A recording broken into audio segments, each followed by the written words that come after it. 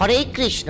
ওকে, so আজকে আমরা এমন দুটো প্রাণীকে রোস্ট করতে চলেছি যাদের কন্টেন্ট নেই, কন্টেন্টের নামে শুধু নোংরাম। তুই কি করছিস? আরে দিদি, দেখতে পারছো না হ্যান্ডেল মারছে? আর ফোন কেন তোর হাতে? ফোনে কি দেখছিলি?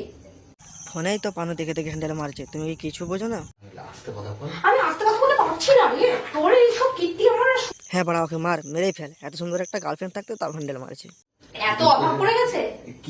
এত অভাব পড়ে গেছে যে কেউ তো অভাব পড়বে না দিদি, তুমি যদি না দাও তাহলে তো হ্যান্ডেল মেরেই কাজ চালাতে হবে, তাই না? মুখে লাভ ছেড়ে তোর মুখ ভেঙে দিবি। ঠিক আছে তুই খাবার দাও। দিদি, ওর মুখে হাত মারার কোনো দরকার নেই, তুমি বরং এক কাজ করো, ওর নুনটাই কেটে দাও, তাহলে তার হ্যান্ডেল মারতেও পারবে না আর তোমার খারাপও লাগবে না, তাই না? কেটে রেখে দেবো। তোমরা শুধু এর কন্টেন্ট গুলো দেখো। প্যান্ট খোল, আমার বাচ্চা লাগবে। হ্যাঁ রে বাড়া, প্যান্ট করে খুলতে হবে, তুই নিজেই খুলে মেরে না। যাস শালা, এবার করা করে ভিডিও দেখতে হবে নাকি? কাকে প্রেগনেন্ট করার কথা আর কাকে প্রেগনেন্ট করে দিল। আমি আগেই ভেবেছিলাম ছেলে সুবিধার নয়।